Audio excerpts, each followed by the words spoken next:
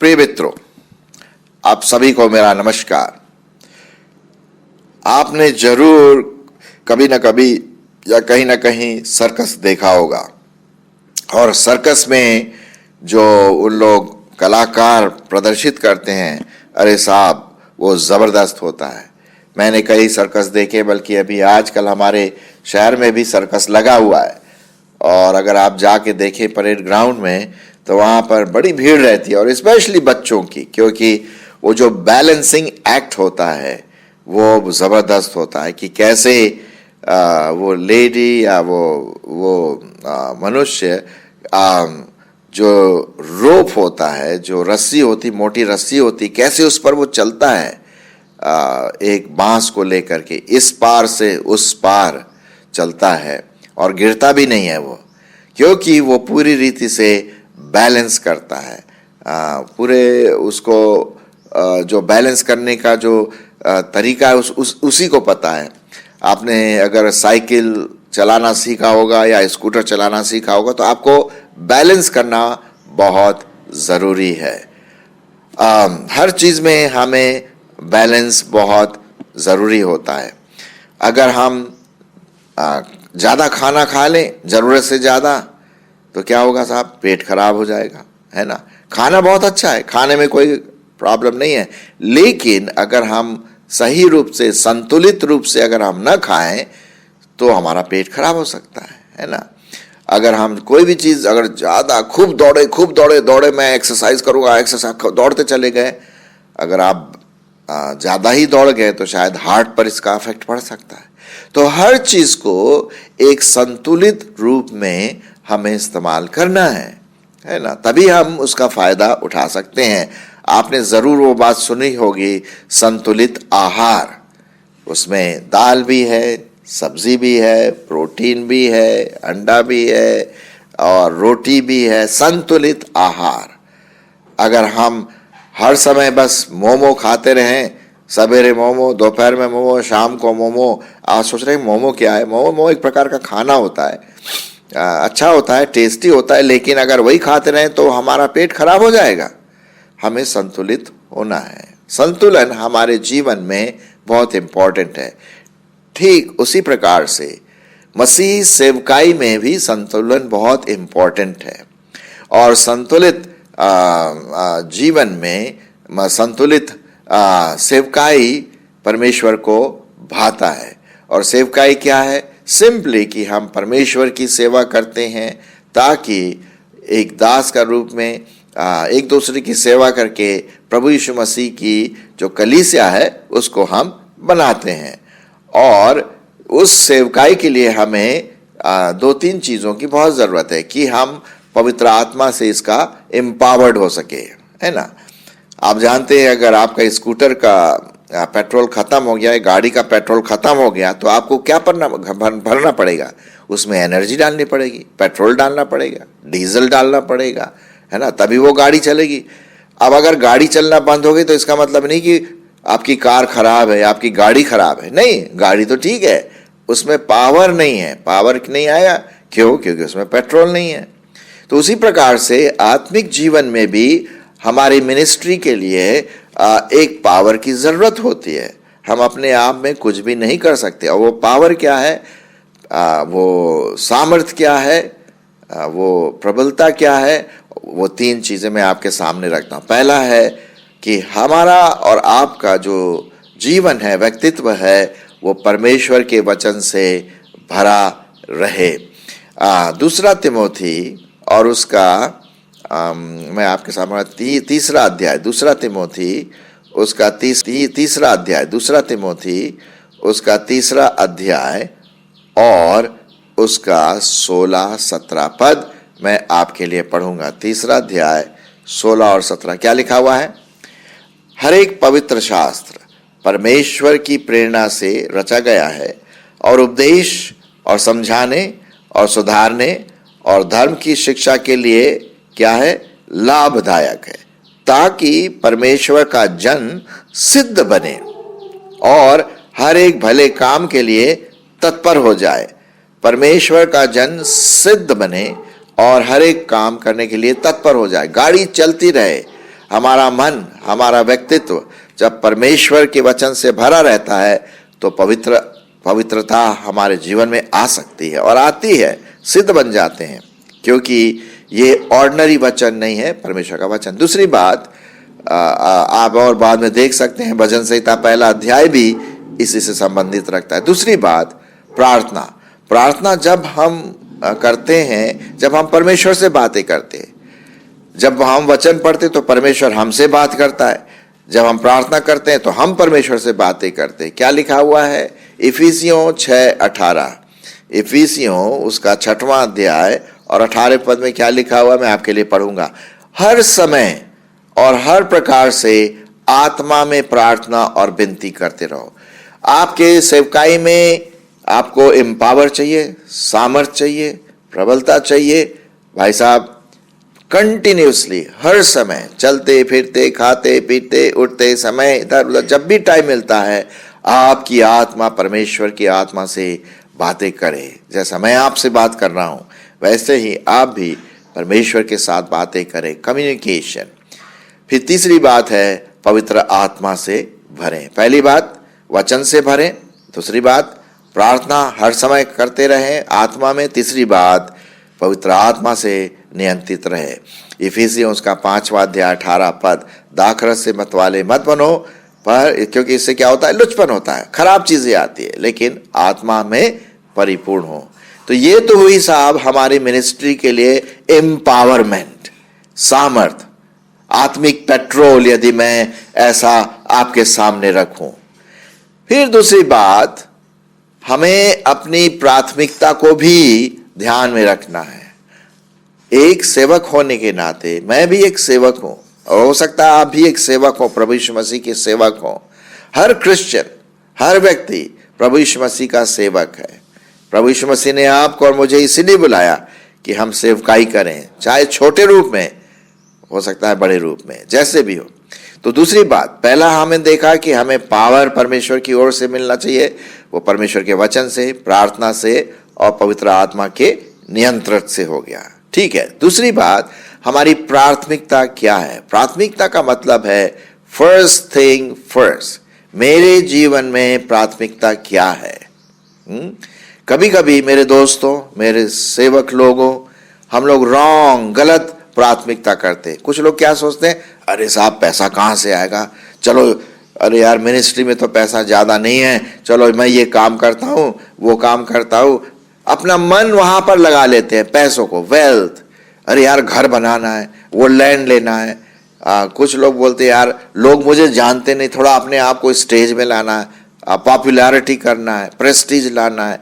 Temporal चीज़ों के लिए, क्षणिक चीज़ों के लिए हम पहले भागते हैं। मैं सही बता रहा हूँ, मैं भी ऐसे ही करता था, लेकिन परमेश्वर का अनुग्रह है कि परमेश्वर ने मुझे सही रास्ते में उठा करके ले आया। अब मेरी प्राथमिकता, मेरी प्रायोरिटीज बदल गई हैं। क्या आपकी बदली है? संतुलित सेवकाई, ये बहुत इंपॉर्टेंट है। अगर हम संतुलित सेवकाई न करें, हमारी प्रायोरिटीज या हमारी प्राथमिकता सही जगह पर ना हो, तो साहब हम गिर जाएंगे। वही बात हुई ना सर्कस में, अगर वो आदमी जो रस्सी पर चलता है, अगर वो अपने आप को बैलेंस ना करे, संतुलित ना करे, वो बांस को लेकर के जब चलता है तो वो तो गिर जाएगा। अगर आप बाइक चला रहे हैं और आप संतुलित नहीं करेंगे, या फिर कभी समझ लीजिए कुछ बड़ा भारी गड्ढा एकदम सामने से आता है और आप अपना संतुलन खो बैठे, तो एक्सीडेंट होने का खतरा है। तो मेरे दोस्तों, सेवकाई में भी, हमारे मसीही सेवकाई में संतुलित जो सेवकाई है वो बहुत जरूरी है। उसके लिए प्राथमिकता देखना है कि मेरे जीवन में पहली चीज क्या है, पहला व्यक्तित्व कौन है। हाँ, ये है वेल्थ या जो धन दौलत नहीं होना चाहिए मेरे दोस्तों, क्योंकि क्या होता है, अगर हम इसकी चीज की खोज में लगे रहे तो परमेश्वर का वचन बिल्कुल कहता है कि अरे ये धन किसका होगा, ये फेमस किसका होगा, तुम किसके लिए काम कर रहे हो, अपने आप को बढ़ाने के लिए। मेरे दोस्तों, कभी कभी सेवक लोग इसी चीज में खोज रहे कि कौन मुझे पैसा देगा, कहाँ से होगा, कभी कभी मोबाइल नंबर लेकर के इधर उधर बाहर के लोगों के साथ संपर्क करती। ये क्या है, क्या तमाशा है? अरे साहब, परमेश्वर हमारी जरूरतों को पूरा करेगा, पहले हम उसकी सेवकाई तो करें। तो आइए, प्राथमिकता क्या है? पहली प्राथमिकता, आपकी और मेरी सेवकाई इस प्रकार से। पहली प्राथमिकता, परमेश्वर। परमेश्वर सबसे पहला, टॉप मोस्ट परमेश्वर, त्रिएक परमेश्वर का मेरे ऊपर होना, उसका विजन, उसका दर्शन, उसका कॉलिंग, उसकी बुलाहट, वो पहला लिस्ट में पहला होना चाहिए। धन दौलत नहीं। कई सेवक लोग ऐसे उसके पीछे भाग रहे हैं, ये कर रहे हैं, वो कर रहे हैं, पैसों के पीछे। वो सेवकाई नहीं है। वो शैतान लोगों को गिरा रहा है इस प्रकार से, अपने परिवारों को भूल जाते हैं। जी हाँ, पहली बात सही जो अगर जो प्राथमिकता है वो है परमेश्वर। दूसरी बात, उसका वचन, परमेश्वर का वचन, त्रिएक परमेश्वर।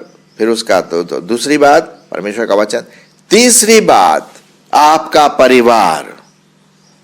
जी हाँ, आपने सही सुना, सेवकाई नहीं, सेवकाई बाद में आएगा। आपका परिवार, आपके पति, आपकी पत्नी, आपके बच्चे, वो कैसे हैं? हमें से कई लोग ऐसे हैं जो बिना अपने परिवार की देख रेख करके इधर उधर खुब जाते हैं, दूसरों को बताते हैं, अरे घर के अंदर चिराग तले अंधेरा है, क्या होगा?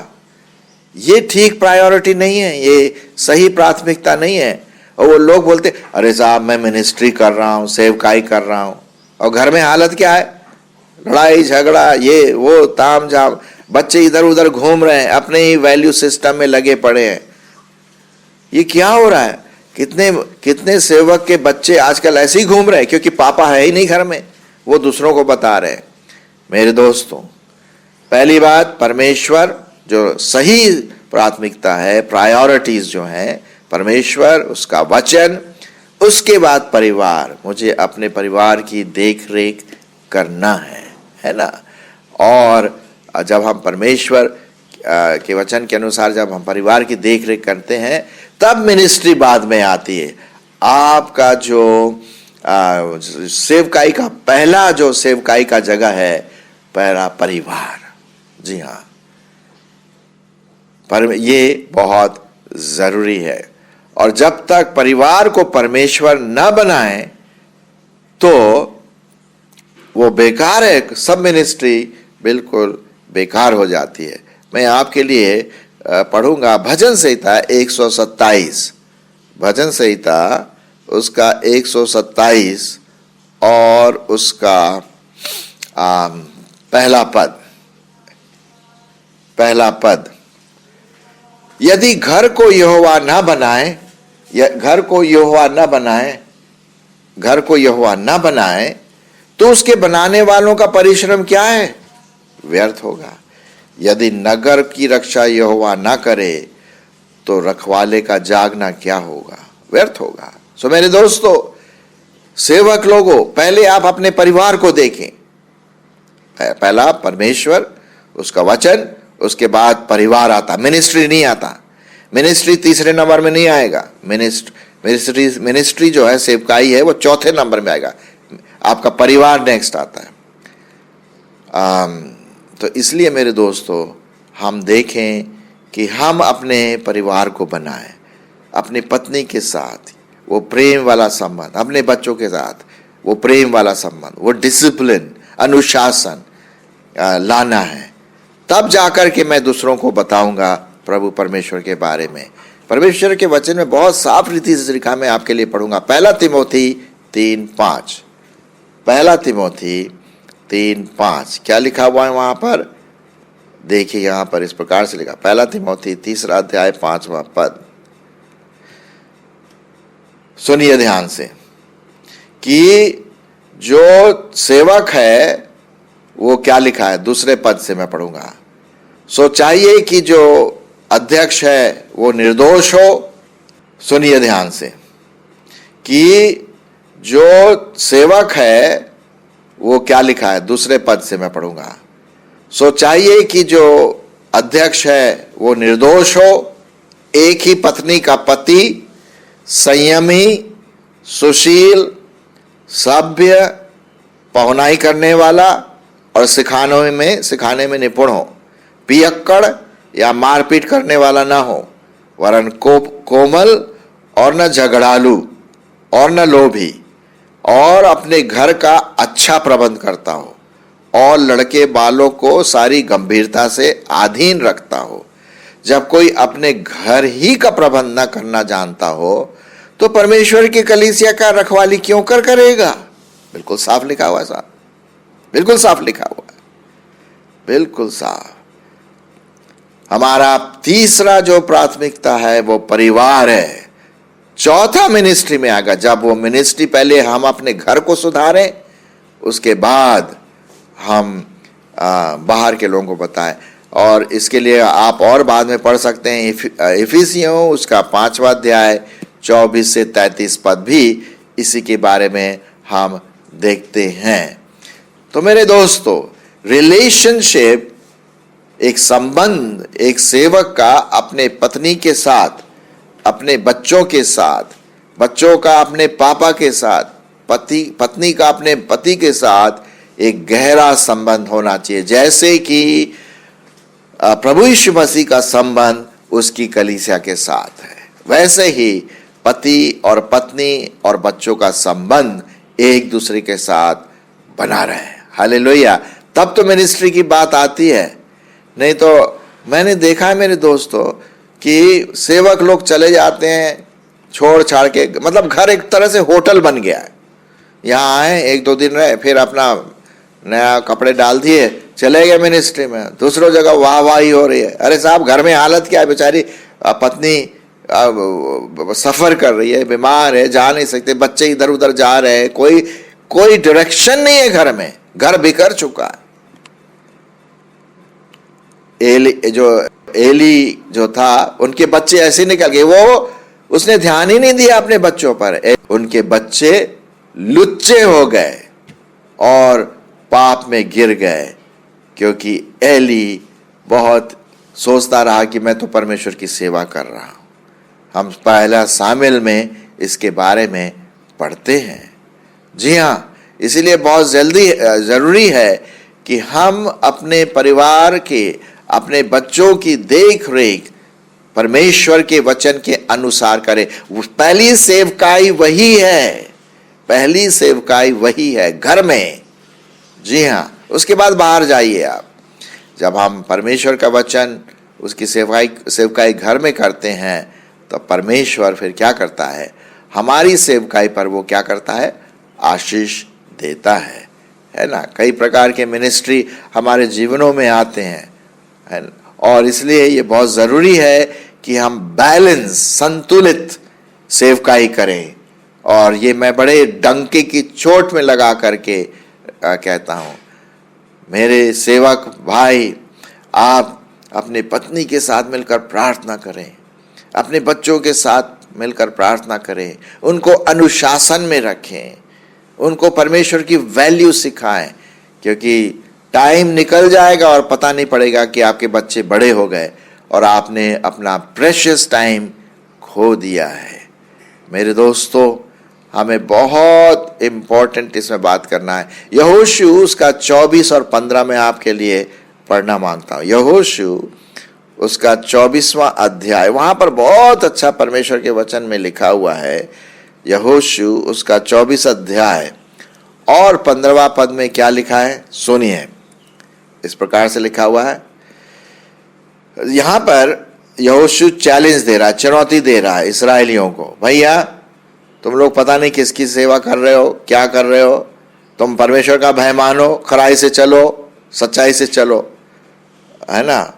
लेकिन 15वां पद, और यदि यहोवा की सेवा करनी तुम्हें बुरी लगे तो आज चुन लो कि तुम किसकी सेवा करोगे, चाहे उन देवताओं की जिनकी सेवा तुम्हारे पुरखा महानद के उस पार करते थे, और चाहे एमोरियों के देवताओं की सेवा करो जिनके देश में तुम रहते थे। परंतु सुनिए ध्यान से, परंतु मैं तो अपने घराने समेत यहोवा ही की सेवा नित्य करता रहूंगा। क्या लिखा हुआ है? घराने समेत। घराने में उसके पत्नी, उसके बच्चे सब करते हैं। मुझे बड़ी खुशी होती है जब मैं जाता हूँ मिनिस्ट्री के लिए बाहर, मेरी पत्नी मेरे लिए प्रार्थना करती, हाथ से मिला करके। कितनी अच्छी बात है जब आपके वाइफ का सपोर्ट होता है, आपके बच्चों का सपोर्ट होता है। पापा, हम आपके लिए प्रार्थना कर रहे हैं। तब तो बात बनती है मेरे दोस्तों। आप अपने परिवार का निगलेक्ट मत करिए। संतुलन है ये, संतुलित। उसके बाद बाहर मिनिस्ट्री में जाइए, जो भी मिनिस्ट्री आपकी हो, चाहे वो मिनिस्ट्री विजिटेशन हो, इवेंजलिज्म हो, टीचिंग प्रीचिंग हो, या किसी स्कूल में कुछ देना है, प्रचार करना है, लोगों के साथ एक संबंध बनाना, फिर वो बाहर जाकर के आप कर सकते हैं, है ना। अगर आप ऐसा नहीं करेंगे और अगर आप सोचते हैं कि नहीं साहब मैं तो मिनिस्ट्री में जा रहा हूं, मिनिस्ट्री मेरे लिए बहुत इंपॉर्टेंट है परिवार के साथ, परमेश्वर का वचन बिल्कुल साफ लिखा है कि ये गलत है। आप मिनिस्ट्री में नहीं, फिर परमेश्वर का वचन बिल्कुल साफ लिखा है कि ये गलत है। आप मिनिस्ट्री में नहीं, फिर आप पैसे कमाने के चक्कर में, इधर उधर पॉपुलर होने के चक्कर में इधर उधर घूम रहे हैं और परिवार कहीं और अलग चला गया।